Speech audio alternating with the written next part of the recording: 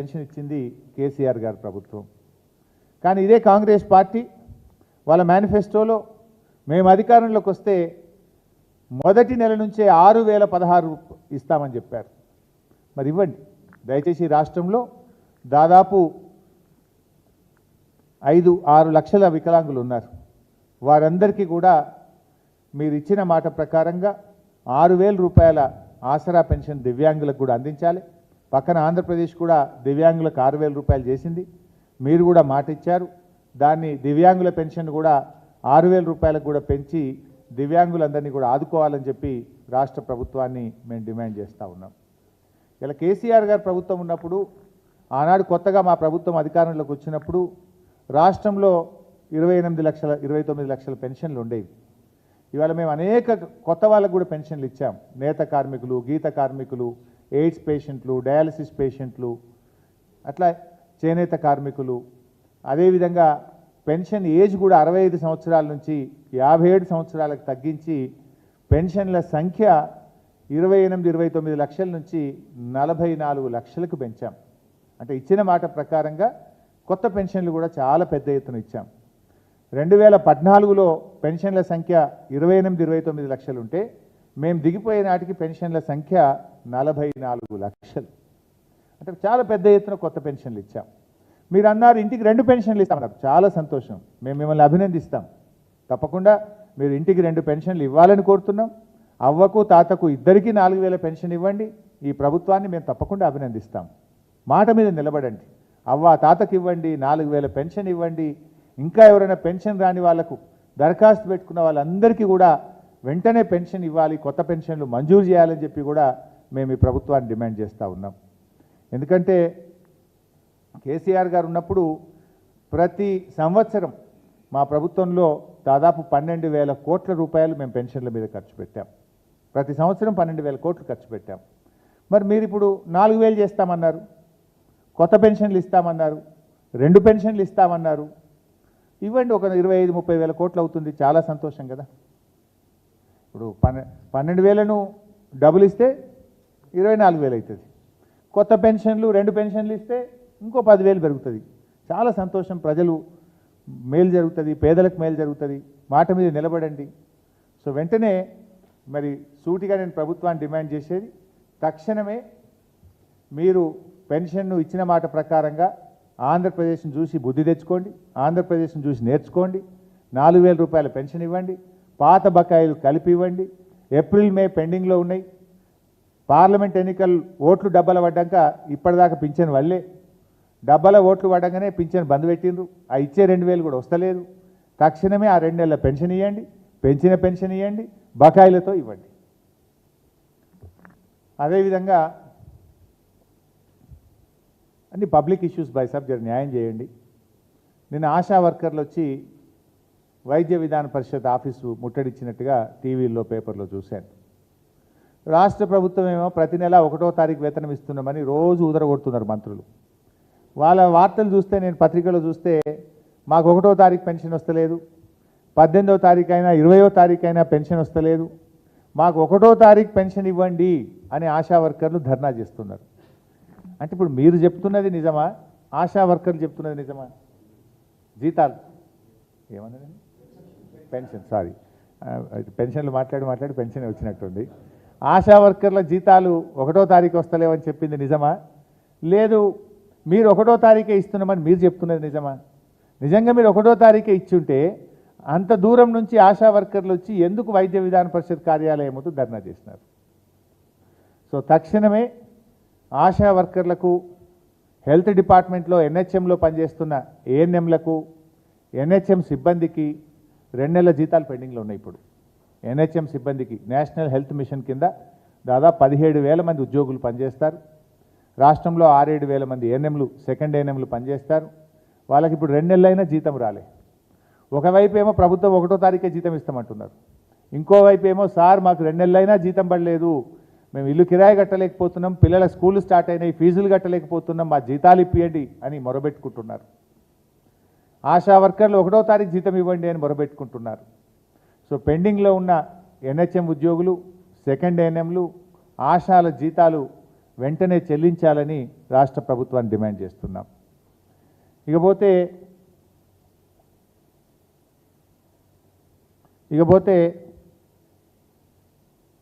గ్రామ పంచాయతీ వర్కర్లు ఇవాళ మా ప్రభుత్వం ఉండగా పల్లె ప్రగతి కింద అద్భుతంగా సేవలు అందించాం.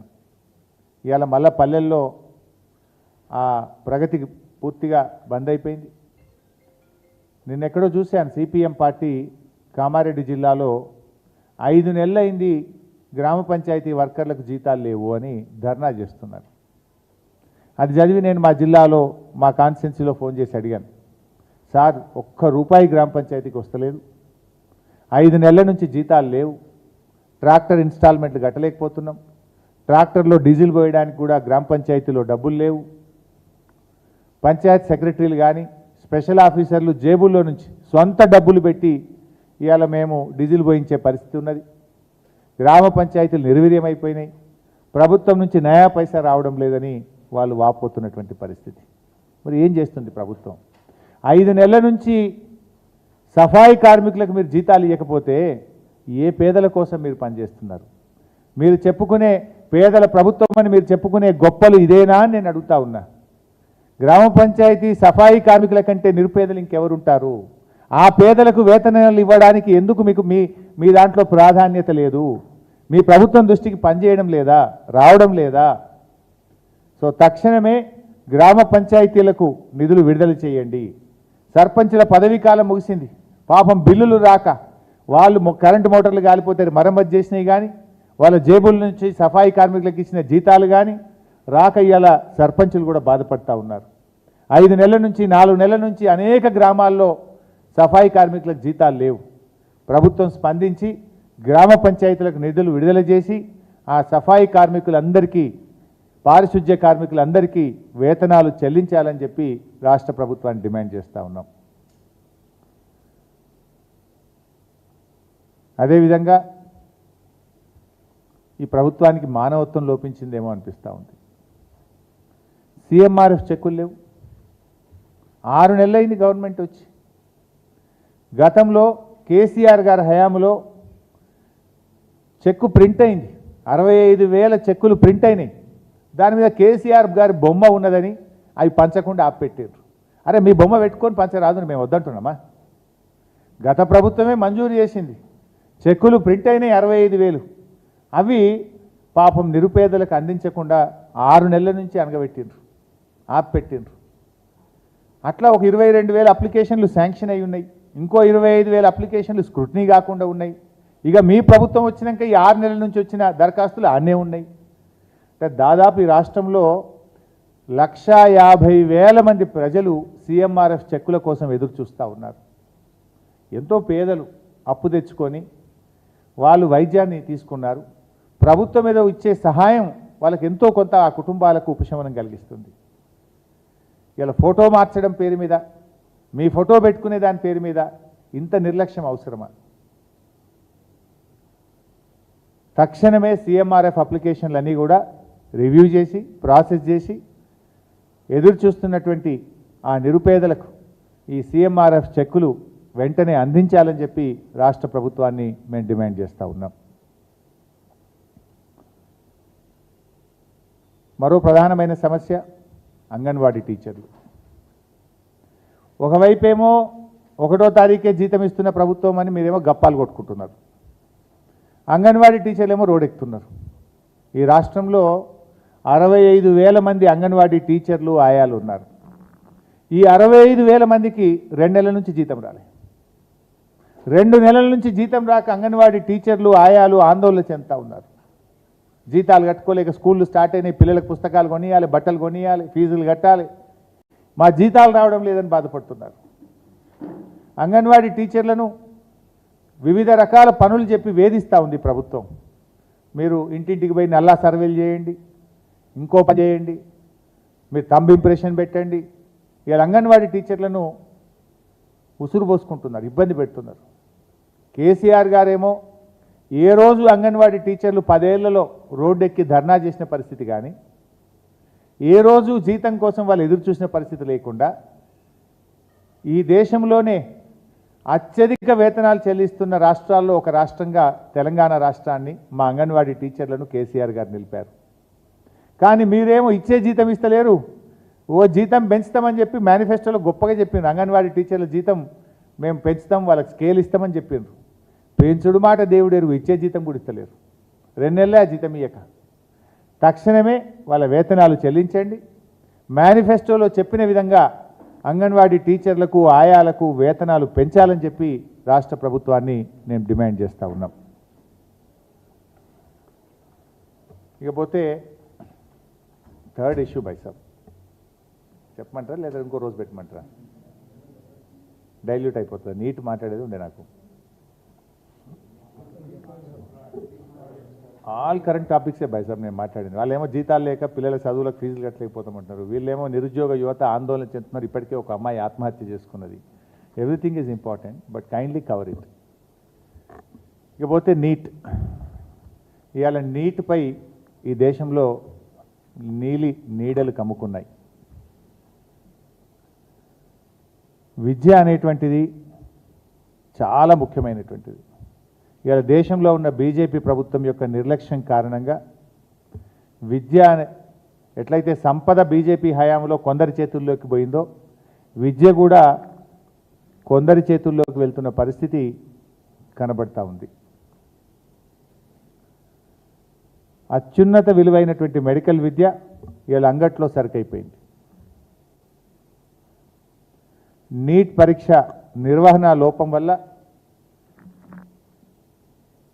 వాళ్ళ వైఫల్యం వల్ల ఇవాళ 24 లక్షల మంది పిల్లలు, వారి తల్లిదండ్రులు తీవ్రమైనటువంటి ఆందోళనలో ఉన్నారు.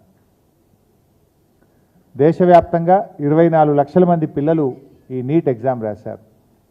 ఇలా వాళ్ళందరూ కూడా టెన్షన్లో ఉన్నారు. వాస్తవానికి పిల్లలు 2 సంవత్సరాలు అహోరాత్రులు నిద్రాహారాలు మాని డాక్టర్ కావాలని ఎంతో కష్టపడి చదువుతారు. తల్లిదండ్రులు కూడా ఎంతో శ్రమిస్తారు ఆ పిల్లల కోసం. ఇవాళ అటువంటి పిల్లల భవిష్యత్తు మీద ఇవాళ నీడలు కమ్ముకున్న పరిస్థితి కనబడతా ఉంది. పేపర్ లీకేజీకి తోడు గ్రేస్ మార్కులు కలిపిన ఉదంతంపై ఇవాళ విద్యార్థులు, వారి తల్లిదండ్రులు ఆందోళన చెందుతున్నారు. ఇక్కడ 2 ఇష్యూలు ఉన్నాయి. ఒకటి గ్రేస్ మార్కుల ఇష్యూ అయితే, ఒకటి పేపర్ లీకేజ్ ఇష్యూ.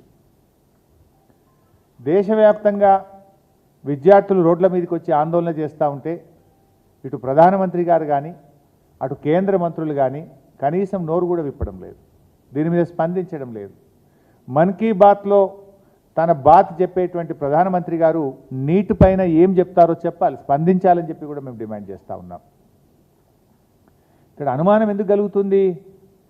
గతంలో ఎప్పుడూ రాని విధంగా 67 మంది విద్యార్థులకు ఫస్ట్ ర్యాంక్ వచ్చింది. చరిత్రలో ఎప్పుడు రాలేదు. 67 మందికి ఫస్ట్ ర్యాంక్ వస్తుంది ఎక్కడన్నా? గత చరిత్రలో ఎప్పుడు లేని విధంగా 67 మందికి ఫస్ట్ ర్యాంక్ వచ్చింది. ఎగ్జామ్ రాసినటువంటి 6 మంది విద్యార్థులకు 720 మార్కులు వచ్చినాయి ఫుల్. ఒక సెంటర్లో, అది కూడా ఒకే సెంటర్లో ఎగ్జామ్ రాసిన 6 విద్యార్థులకు 720 మార్కులు వచ్చినాయి అంటే పేపర్ లీక్ అయిందనే వాదన ఇలా బలపడతా ఉంది. ఇక్కడ ఒకటే సెంటర్లో ఎట్లా వస్తాయి?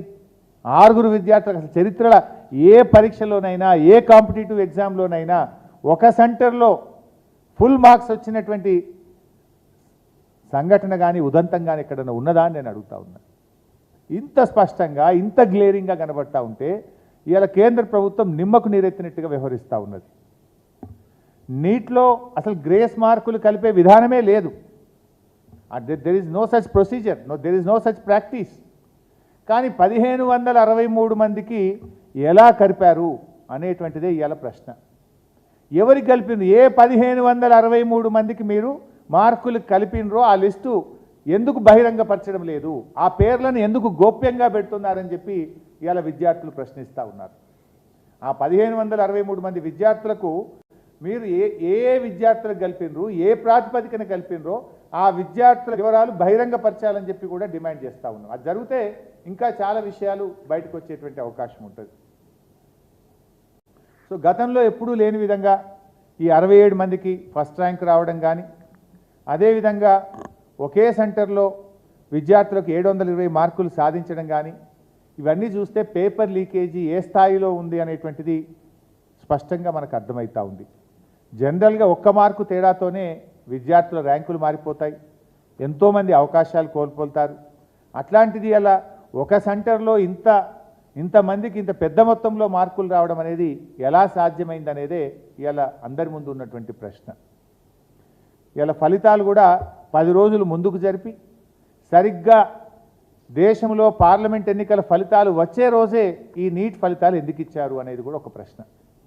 యాక్చువల్గా మీరు ఫలితాలు ఇంకో 10 రోజుల తర్వాత రావాల్సి ఉండే, 10 రోజులు ముందుకెందుకు జరిపినరు? దేశంలో పార్లమెంట్ ఎన్నికల ఫలితాలు వచ్చే రోజే ఈ ఫలితాలు రావడం వెనుక ఉన్నటువంటి ఆంతర్యమైంది, దాని వెనుక ఉన్న కుట్ర ఏందనేది కూడా ఇలా బయటకు రావాల్సినటువంటి అవసరం ఉంది. అసలు ఈ వ్యవహారం బయటకు రాగానే కేంద్ర ప్రభుత్వం పూర్తి స్థాయిలో విచారణకు ఆదేశించాలి. కానీ కేంద్ర ప్రభుత్వం దాన్ని ఇప్పటిదాకా పట్టించుకోలేదు. జనరల్గా ఏదైనా ప్రతిపక్షాల మీద ఓ చిన్న ఆరోపణ వస్తే లేని దానికి ఉన్నదానికి కమిషన్లు వేస్తారు, ఈడీల ఎంక్వైరీలు పెట్టారు, సిబిఐ ఎంక్వైరీలు పెట్టారు కదా. ఇంత పెద్ద 24 లక్షల మంది విద్యార్థుల భవిష్యత్తు ఆగమయ్యేటువంటి దీని మీద ఎందుకు మీరు ఇప్పటిదాకా సిబిఐ విచారణ జరపరు, ఈడీ విచారణ జరపరు? చీటికి మాటికి ప్రతిపక్షాల మీద విచారణ జరిపే మీరు ఇవాళ పేపర్ లీక్ అయింది అని ఇంత స్పష్టంగా పెద్ద ఎత్తున ఆరోపణలు వస్తుంటే, విద్యార్థులు ధర్నాలు చేస్తూ ఉంటే ఎందుకు దీని మీద విచారణ జరపడం లేదు అని చెప్పి మేము అడుగుతూ ఉన్నాం. పైగా ధర్మేంద్ర ప్రధాన్ మంత్రి గారు అంటారు అంతా సవ్యంగానే జరిగింది అని ఆయన ఇంకా ఏదో కప్పిపుచ్చే ప్రయత్నం చేస్తూ ఉన్నారు. లక్షలాది మంది విద్యార్థులు కేంద్ర ప్రభుత్వానికి ఫిర్యాదు చేసినా కూడా కేంద్ర ప్రభుత్వం దీని మీద ఇప్పటిదాకా స్పందిస్తలేదు. సుప్రీంకోర్టు జోక్యం చేసుకునేంత వరకు కేంద్ర ప్రభుత్వం ఈ అంశాన్ని పట్టించుకోకపోవడం అనేటువంటిది చాలా ఆశ్చర్యాన్ని కలిగిస్తూ ఉంది. సో సుప్రీంకోర్టు పట్టించుకున్న తర్వాత కూడా ఈ పరీక్ష నిర్వహించినటువంటి నేషనల్ అదేమంటాం కదా టెస్టింగ్ ఏజెన్సీ ఎన్టీఏ ఇంకా విచిత్రమైన సమాధానాలు చెప్తుంది. సుప్రీంకోర్టు అడిగితే ఎన్టీఏ ఏమంటది, మేము మొత్తం 1563 మందికి గ్రేస్ మార్కులు కలిపినట్టు చెప్తుండ్రు. అసలు నీట్ లాంటి చోట గ్రేస్ మార్కుల విధానమే లేదు, అది సుప్రీంకోర్టే స్పష్టంగా చెప్పింది. అయినా ఇట్లా ఎందుకు చేసినట్టు? ఇక్కడ సమాధానాలకు +4 -1 విధానం ఉండే ఈ ఎగ్జామ్లో సాధ్యం కాని విధంగా కొంతమంది విద్యార్థులకు 718, 719, 720 మార్కులు ఎట్లా వస్తూ ఉన్నాయి అంటే ఇదంతా ఒక అనుమానాస్పదంగా ఉన్నది. ఇప్పుడు ఇంకోవైపు ఏమంటారు, కేంద్ర ప్రభుత్వం కూడా ఎంత కన్ఫ్యూజన్గా మాట్లాడుతుందంటే, గ్రేస్ మార్కులు పొందిన విద్యార్థులకు గ్రేస్ మార్కులు తీసేస్తాం, వాళ్ళకి ఎగ్జామ్ పెడతామని ఒకసారి అంటున్నారు. ఇంకోసారి అసలు గ్రేస్ మార్కులు లేకుండానే ర్యాంకులు ఇస్తామని ఇంకొకసారి అంటున్నారు. మొత్తంగా ఒక కన్ఫ్యూజన్. ఇది ఒక వ్యక్తికి సంబంధించింది కాదు, 24 లక్షల విద్యార్థుల భవిష్యత్తుకు సంబంధించిన అంశం. ఇంత ప్రధానమైన అంశం మీద కేంద్ర ప్రభుత్వం పూర్తిగా బాధ్యతారహితంగా ఈరోజు వ్యవహరిస్తూ ఉంది. లక్షలాది మంది విద్యార్థుల భవిష్యత్తును ప్రమాదంలోకి నెట్టి ఇప్పుడు వాస్తవాలు బయటకు రాకుండా ఇంకా నానా తంటలు పడుతూ ఉన్నారు. అందువల్ల మేము ఒకటే కోరుతున్నాం, ఇలా ఇంకో విషయం ఏమొస్తుంది బయట, బీహార్లో పేపర్ లీక్ అయిందని, గుజరాత్లో పేపర్ లీక్ అయిందని పోలీసులు అరెస్ట్ చేసినట్టు కూడా వార్తలు చూస్తున్నాం. మరి పేపర్ లీకే కాకపోతే ఎందుకు అరెస్టులు చేస్తున్నారు? పతాక శీర్షికలో జాతీయ పత్రికల్లో వార్తలు వస్తున్నాయి, 30 లక్షల రూపాయలకు ఒక్కొక్క పేపర్లు అమ్ముకున్నట్టు. 2 రోజుల ముందే పేపరు బయటకు వచ్చిందని, ఒకరోజు ముందే ప్రశ్నపత్రం 30 లక్షలకు అమ్ముకున్నారని ఇలా వార్తలు పత్రికల్లో వస్తూ ఉన్నాయి. మరి 2 రాష్ట్రాల్లో పేపర్ లీక్ అయినట్టు, కొంతమందిని ఆయా రాష్ట్ర పోలీసులు అరెస్టు చేసినట్టు వార్తలు వస్తూ ఉంటే అయినా ఇంకా కేంద్రం మౌనం ఏంటి? అయినా ఎన్టీఏ ఎందుకు స్పందించదు? దీన్ని ఎట్లా అర్థం చేసుకోవాలి? ఒకవేళ పేపర్ లీక్ కాకపోతే బీహార్లో, గుజరాత్లో ఎందుకు అరెస్టులు జరిగినాయి? అరెస్టు చేసిన వాళ్ళు ఏం చెప్పారు? ఆ పేపర్ ఎంతమందికి అమ్మారు? అవన్నీ బయటకు రావాలి కదా. దాని మీద కేంద్రం ఒక విచారణ జరపాలి కదా, దోషులను కఠినంగా శిక్షించాలి కదా, విద్యార్థులకు అన్యాయం జరగకుండా, విద్యార్థుల భవిష్యత్తు దెబ్బతినకుండా మరి వెంటనే చర్యలు తీసుకోవాలని చెప్పి ఎన్డీఏ ప్రభుత్వాన్ని, ప్రధానమంత్రిని మేము కోరుతా ఉన్నాం. ఇలా తెలుగు రాష్ట్రాల నుంచి కూడా చాలామంది విద్యార్థులు నీట్ ఎగ్జామ్ రాశారు. మన రాష్ట్రం నుంచి కూడా ఎంతోమంది పిల్లలు బాగా కష్టపడి నీట్ పరీక్ష రాశారు. ఆ పిల్లలకు అన్యాయం జరగకుండా మన రాష్ట్రం నుంచి గెలిచిన ఎంపీలు దీన్ని స్పందించాలి, దీన్ని పట్టించుకోవాలి. ఈ రాష్ట్రం నుంచి కేంద్ర మంత్రులుగా ఉన్న కిషన్ రెడ్డి గారు, బండి సంజయ్ గారు తక్షణమే దీని మీద స్పందించాలని డిమాండ్ చేస్తూ ఉన్నారు. ఆ రోజు దురదృష్టవశాత్తు తెలంగాణ పబ్లిక్ సర్వీస్ కమిషన్లో పేపర్ లీక్ అయితే ఎంత రాద్ధాంతం చేసినారు. ఇదే సంజయ్ గారు, కిషన్ రెడ్డి గారు పొద్దున్న లేస్తే రోజు మాట్లాడింది కదా, ఇవాళ ఎందుకు మాట్లాడటలేరు? ఇవాళ ఎందుకు మీరు నోరు మెదపడం లేదు? ఈ విద్యార్థులు మన విద్యార్థులు కాదా? దీని మీద మీ స్పందన ఏంది అని నేను అడుగుతా ఉన్నా. చీటికి మాటికి బీఆర్ఎస్ మీద మీరు లేచి పడతా ఉంటారు కదా, ఇంత ప్రధానమైన సమస్య మీద మీ స్పందన ఏది? మీకు బాధ్యత లేదా? ఈ పిల్లల భవిష్యత్తు కాపాడే బాధ్యత మీకు లేదా? ఇవాళ మెడికల్ ఎడ్యుకేషన్ అనేది చాలా ముఖ్యమైనటువంటిది.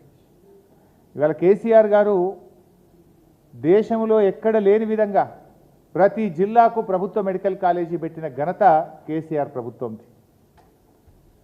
ఆ రోజు మా ప్రభుత్వం అధికారంలోకి వచ్చినాడు ఈ రాష్ట్రంలో 2850 ఎంబీబీఎస్ సీట్లుంటే ఆ సంఖ్యను దాదాపు 10,000కు పెంచిన ఘనత కేసీఆర్ గారి ప్రభుత్వంది. అంటే మేమేమో 4 5 ఎంబీబీఎస్ సీట్లు పెంచి వైద్య విద్య పేదలకు అందాలని ప్రభుత్వ రంగంలో జిల్లాకు ప్రభుత్వ మెడికల్ కాలేజీ పెట్టాం. మేము పేదలకు వైద్య విద్యను మేము అందుబాటులోకి తెచ్చాం. కానీ మీరు ప్రశ్నపత్రాలు లీక్ చేసి పేదలకు కాకుండా డబ్బులున్న వాళ్లకు, ధనికులకు వైద్య విద్యను అందుబాటులోకి తీసుకే విధంగా ఇవాళ మీ తీరున్నది. ఇవాళ మేము ఎన్ని మెడికల్ కాలేజీలు పెట్టాం? కేంద్ర ప్రభుత్వం సహకరించకపోయినా 157 మెడికల్ కాలేజీలు దేశం మొత్తం ఇచ్చి తెలంగాణకు ఒక్క మెడికల్ కాలేజీ ఇవ్వకపోయినా రాష్ట్ర ప్రభుత్వ నిధులను పెట్టి జిల్లాకు ఒక ప్రభుత్వ మెడికల్ కాలేజీ పెట్టాం. వైద్యాన్ని పేదలకు అందుబాటులోకి తీసుకెళ్ళాం. వైద్య విద్యను పేద విద్యార్థులకు తమ స్వంత జిల్లాల్లో చదువుకునే అవకాశాన్ని బీఆర్ఎస్ ప్రభుత్వం కల్పించింది. ఇలా అడ్మిషన్ల ప్రక్రియలో అక్రమాలు జరిగితే ఇంత కష్టపడి ఎంతో శ్రమతో జిల్లాకు ప్రభుత్వ మెడికల్ కాలేజీ పెట్టి 10,000 సీట్లకు మేము పెంచితే ఇదంతా బూడిదలో ఊసిన పన్నీర్ అవుతుంది. ఏ పేదలకైతే ఈ సీట్లు దక్కాలని, ఏ పేదలైతే తమ జిల్లాల్లో చదువుకోవాలి అనుకున్నటువంటి వైద్య విద్యార్థులు కావాలని కలలు కన్న ఆ పిల్లల కలల్లో బూడిదలో పన్నీరు పోసిన పరిస్థితి అవుతుంది. అందువల్ల ప్రభుత్వం స్పందించి ఈ అక్రమాలను అరికట్టాలని చెప్పి తక్షణమే డిమాండ్ చేస్తూ ఉన్నాం. ఇంకొక ఇష్యూ కూడా ఇక్కడ మనం గమనించాలి. ఎన్టీఏ అనేది మరి ఇప్పుడు ఇదంతా చూస్తూ ఉంటే ఇంకా వీళ్ళు ఏమేం చేసిందో కూడా భయమవుతూ ఉంది. కొంతకాలంగా గత 3-4 సంవత్సరాలుగా ఎన్టీఏ అనేక పరీక్షలు నిర్వహించింది. లైక్ యూజీసీ నెట్, జేడబ్ల్ఈ, అదేవిధంగా సిఎస్ఐఆర్ నెట్, ఇలా అనేక పోటీ పరీక్షలను, ఉద్యోగాల కోసం పరీక్షల్ని మరి ఎన్టీఏ నిర్వహించింది. ఈ ప్రశ్నపత్రం లీక్ చూస్తూ ఉంటే మరి గతంలో ఎన్టీఏ నిర్వహించినటువంటి మిగతా పరీక్షల్లో కూడా ఎన్ని అవకతవకలు జరిగాయి, ఎంత నష్టం జరిగింది అనే అనుమానం కూడా కలుగుతూ ఉంది. నిజానిజాలు బయటకు రావాలంటే తక్షణమే నిష్పక్షపాతంగా అయితే సుప్రీంకోర్టు సిట్టింగ్ జడ్జి ద్వారా కానీ ఒక ఏజెన్సీ ద్వారానైనా లోతైనటువంటి విచారణ జరపాలి. మరి పేద విద్యార్థులకు, ముఖ్యంగా ఎంతో ఆశలతో డాక్టర్లు కావాలని కలలు కన్న ఆ విద్యార్థులకు అన్యాయం జరగకుండా తక్షణమే కేంద్ర ప్రభుత్వం స్పందించాలని, దీని మీద విచారణ జరిపి యుద్ధ ప్రాతిపదికన చర్యలు తీసుకోవాలని, ముఖ్యంగా మన తెలుగు రాష్ట్రాలు, మన రాష్ట్ర విద్యార్థులకు నష్టం జరగకుండా మన ఎంపీలు, మన రాష్ట్రం నుంచి ఉన్న కేంద్ర మంత్రులు దీని మీద దృష్టి సారించి న్యాయం చేసే విధంగా తక్షణమే చర్యలు తీసుకోవాలని చెప్పి బీఆర్ఎస్ పార్టీ డిమాండ్ చేస్తుంది. ఇంకొకటి ఉంది, లాస్ట్ ఒక చిన్న అప్పీలు, ఏమనుకోకండి. 3 ప్రధానమైన అంశాలైనాయి. ఒక చిన్న అంశం లాస్ట్ ఒకటి నా పర్సనల్ అప్పీల్ ఒకటి ఉంది. ఈ మధ్య సోషల్ మీడియాలో ఏమైందే, ఈ వ్యూస్ కోసం ఈ తంబులు అంటారట కదా వాటిని, నాకు కుదరదు, తంబు నెయిల్స్ కోసం సెన్సేషనల్ హెడ్డింగ్స్ పెడుతున్నారు. హరీష్ రావు బీజేపీలోకి పోయిండని, హరీష్ రావు కాంగ్రెస్లోకి పోయిండని, ఇంకేందో అయిండని, వర్కింగ్ ప్రెసిడెంట్ అయిండని, ఇవన్నీ అనవసరంగా మీ వ్యూస్ కోసమో బ్రేకింగ్ల కోసమో ఇట్లా ఒక నాయకుడి నిబద్ధత మీద, ఒక నాయకుడిని క్రెడిబిలిటీని మీరు వాడుకోవడం అనేటువంటిది మంచిది కాదు. I appeal to all the media houses, particularly social media, ఇలాంటివి మానుకోండి. మీకు అంతా ఏదన్నా అనుమానం ఉంటే డైరెక్ట్గా నాతో మాట్లాడి పెట్టండి. కానీ ఇట్లా పెట్టడం ద్వారా ఏమవుతుందంటే లీడర్ క్రెడిబిలిటీని దెబ్బతీసేది మంచిది కాదు. నేను కూడా ఇంకా తప్పని పరిస్థితి భవిష్యత్తులో ఇట్లాంటి రిపీట్ అయితే అవసరమైతే లీగల్ నోటీసులు ఇవ్వడానికి చట్టపరమైన చర్యలకు కూడా వెనుకాడమని నేను వారికి తెలియజేస్తా ఉన్నా. దయచేసి మీ థంబ్నెయిల్స్ను వాస్తవాలు ఉంటే పెట్టండి తప్ప మీకోసం మీరు లేని పెట్టి ఇట్లా మా క్రెడిబిలిటీని మా పార్టీని దెబ్బతీసే విధంగా వ్యవహరించొద్దని నేను ఇప్పటికీ చాలాసార్లు కూడా చెప్పున్నాను. కానీ మళ్ళీ ఇట్లా మీరు ఈ సోషల్ మీడియాలో ఇలాంటివి కూడా పెట్టకూడదని చెప్పి వారికి విజ్ఞప్తి చేస్తూ ఫర్దర్గా ఎవరైనా ఇట్లాంటివి పెడితే, ఎందుకంటే మా బాస్ మా నాయకుడు మా కేసీఆర్ ఏం చెప్తే ఒక కార్యకర్తగా నడిచే వ్యక్తిని నేను. ఇష్టం వచ్చినట్టు వాళ్ళు వర్కింగ్ ప్రెసిడెంట్ అని పెడతాడు, వాడు కాంగ్రెస్లో పోతాడని పెట్టాడు, వాడు బీజేపీలోకి పోతాడు, ఇవన్నీ ఉంటాయి అసలు ఇట్లా.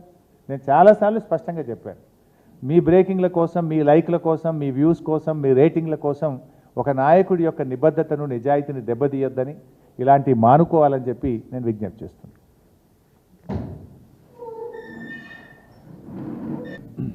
అశోక్ నగర్ నుంచి గ్రూప్ 1, గ్రూప్ 2 ఉద్యోగాలకు ప్రిపేర్ అవుతున్నటువంటి నిరుద్యోగ యువత వాళ్ళందరూ కూడా వచ్చి